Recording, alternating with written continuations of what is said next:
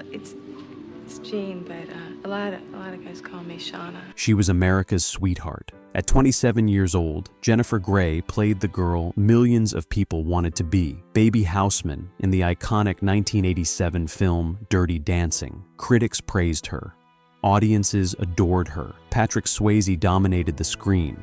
But it was Jennifer's raw vulnerability that made the whole film sing. She was on top of the world. She should have been launching one of the greatest careers in Hollywood history. Instead, what happened next became one of entertainment's most haunting, cautionary tales. A decision that took literally minutes in an operating room derailed her for over 2 decades. Today, we're uncovering how a simple nose job destroyed a career and why Jennifer Grey is finally having the comeback she deserved all along. Jennifer Elise Grey was born March 26, 1960, into the entertainment business. Her father was Joel Grey, an Oscar-winning actor, best known for the role of the MC in Bob Fosse's Cabaret. Her mother, Jo Wilder, was an actress and singer. Acting wasn't a career choice for Jennifer. It was simply what her family did. She trained at the prestigious Dalton School in Manhattan, where she studied dance and acting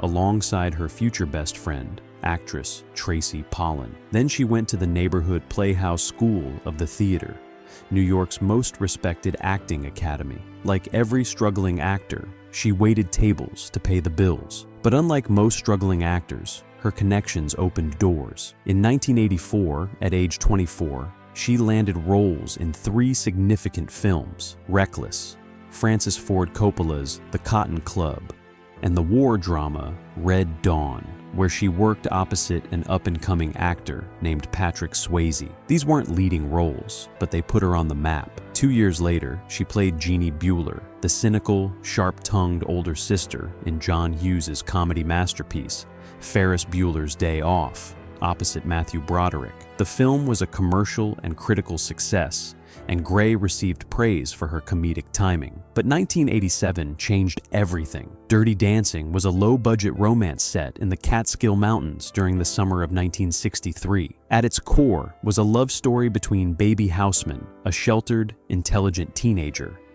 and Johnny Castle, a working-class dance instructor played by Patrick Swayze. Grey brought something rare to the role: genuine vulnerability. She wasn't just acting attraction, she was acting transformation. Her baby learned to trust herself, to break free from her family's expectations, to become her own person. Audiences didn't just watch that journey, they felt it. The film was released in August 1987 and became a phenomenon. It eventually grossed $214 million globally and became the first film ever to sell 1 million copies on home video. Grey was paid $50,000 for her role, and she was nominated for a Golden Globe for Best Actress. She was suddenly, unmistakably, a star. Casting directors wanted her. Producers wanted her. She had name recognition. She had momentum. She was 27 years old, beautiful, talented, and seemingly destined to become one of the biggest actresses in Hollywood. Then came the car crash. A few weeks before Dirty Dancing hit theaters, Jennifer was in Ireland with Matthew Broderick, her then boyfriend. They'd kept their relationship private, but tragedy forced it into the headlines. Broderick, driving a rented BMW, crossed into the wrong lane and collided head-on with a Volvo. The other vehicle contained 2 people, Margaret Doherty, 63, and her daughter Anna Gallagher, 28. Both were killed instantly. Broderick was convicted of careless driving and fined $100. Jennifer suffered whiplash, but the physical injury was the least of it. She carried survivor's guilt for years. She couldn't enjoy the massive success of Dirty Dancing because she was haunted by the fact that 2 people had died. She withdrew from public life. She became hesitant about her career.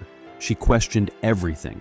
Film offers came, but Grey struggled to capitalize on her moment. The tragedy had shaken her to her core. She appeared in films like Bloodhounds of Broadway with Madonna, but nothing stuck. Nothing reached the cultural resonance of Dirty Dancing.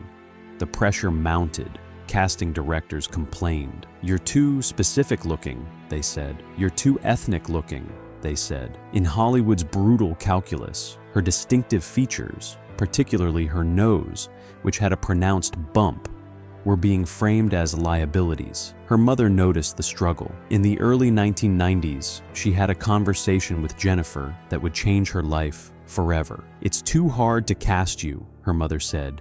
"Make it easier for them." Both of Jennifer's parents had gotten nose jobs themselves. Both understood the unwritten rules of Hollywood. Both believed that a small alteration could open doors. Jennifer resisted. She later recalled being completely anti-rhinoplasty. She felt it meant surrendering to vanity, to the industry's impossible standards. She was good enough as she was. She shouldn't have to change herself. But with her career stalling, the pressure, external and internal, became too much. At age 29, in the early 1990s, she consulted with plastic surgeons. Jennifer's intention was modest, a minor refinement. She wanted the distinctive bump removed, just slightly refined. One surgeon wanted to create an entirely new nose for her, but she insisted they simply fine-tune her existing one. The first surgery went ahead. She woke up thrilled. Her new nose was photogenic, refined, less pronounced. And something unexpected happened. She started working constantly for the first time in her life. Roles were coming in. Callbacks were happening. For a brief moment, it seemed like the gamble had paid off. Then, less than a year later, she noticed a problem. A tiny bit of cartilage was visible beneath the surface, a small imperfection. She scheduled a second surgery to correct it. She woke up from that second procedure to discover she didn't recognize herself. The second surgery, intended as a minor correction, was far more extensive than she'd anticipated. Her nose had been truncated and dwarfed, as she later described it. When she looked in the mirror, a stranger stared back. At a premiere just weeks later, her first major red carpet appearance since Dirty Dancing, the paparazzi didn't recognize her. They didn't photograph her. She was anonymous in a room full of photographers, desperate for images. Actor Michael Douglas passed her on the red carpet and didn't acknowledge her. Casting directors who had known her for years didn't remember her face. Jennifer Grey went to bed, a recognizable actress, and woke up invisible. She described it as being in a witness protection program. An airline employee checking her ID refused to believe she was actually Jennifer Grey from Dirty Dancing. The irony was cruel. She'd gotten plastic surgery to look more conventional, more castable, more normal. Instead, she looked like no one at all. She had erased her own identity, trying to improve it. The impact was immediate and devastating. Directors wouldn't cast her because they didn't recognize her. Audiences who loved Baby Houseman didn't know who she was. She became a cautionary tale, the punchline to jokes about plastic surgery gone wrong. In 1999, she appeared on an ABC sitcom called It's Like You Know, where she literally played herself, and the running gag was her infamous nose job. The show lasted 2 seasons. The humiliation was compounded by the fact that the entire world was laughing at her. By the late 1990s and early 2000s, Jennifer Grey had become invisible. She was still working. Small TV roles, independent films, a 2000 film called Bounce with Ben Affleck and Gwyneth Paltrow that no one watched. She appeared as a guest on Friends, but the momentum was gone. The star power had evaporated. She was no longer a leading actress. She was a character actress, a guest star, a footnote to her own career. For over 20 years, Jennifer Grey largely disappeared from the public eye. She married actor Clark Gregg in 2001, a decision that grounded her and gave her a sense of stability. They had a daughter. They lived in Los Angeles. She found peace in her personal life, while her professional life remained quiet. She dealt with struggles, addiction, anxiety, that she later discussed openly. Sobriety became transformative for her, allowing her to experience emotions in their purest form for the first time since she was a teenager. In 2010, she made a bold decision. She entered the 11th season of Dancing with the Stars. It was her first major public appearance in years, and it was on a dancing competition show, a genre that required vulnerability, that required her to move, to feel, to be seen. Despite physical setbacks, she won the competition. For a moment, she was relevant again. For a moment, people remembered her name. She continued working, a recurring role on Amazon Prime's Red Oaks from 2014 to 2017, a TV movie about Gwen Shamblin in 2023, a guest appearance on The Connors in 2020.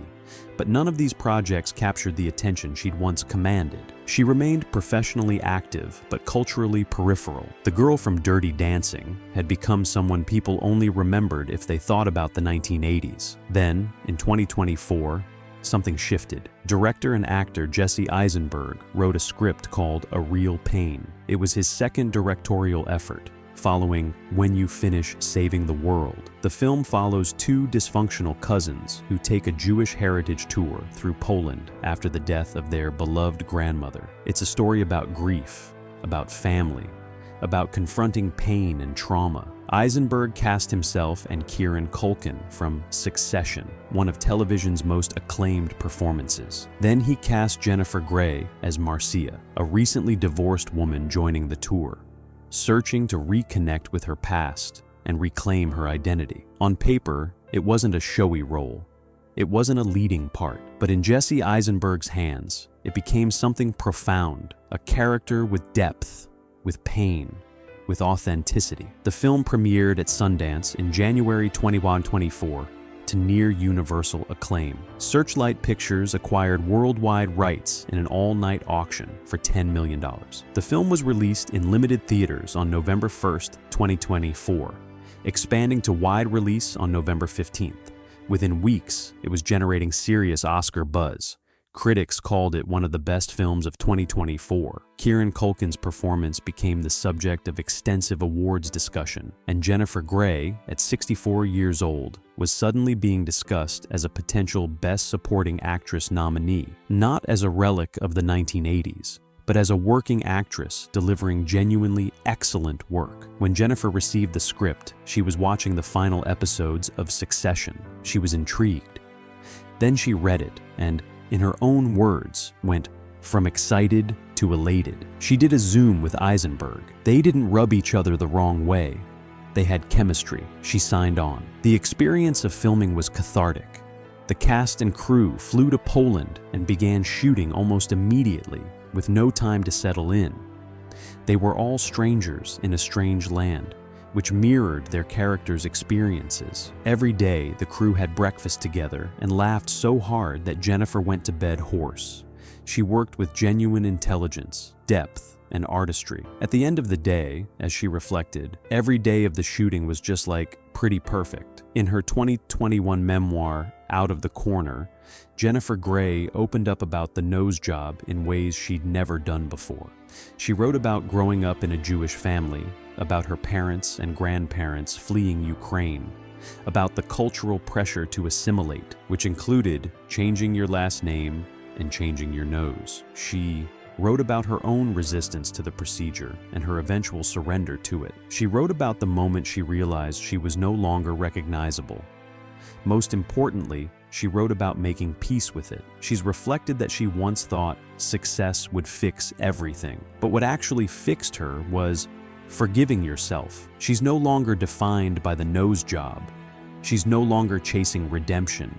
She's simply an actress, a mother, a human being who made a decision at 29 that she came to regret and then learned to live with it. When asked about a potential Dirty Dancing sequel, she's guarded but hopeful. "I'm very particular and stringent," she said.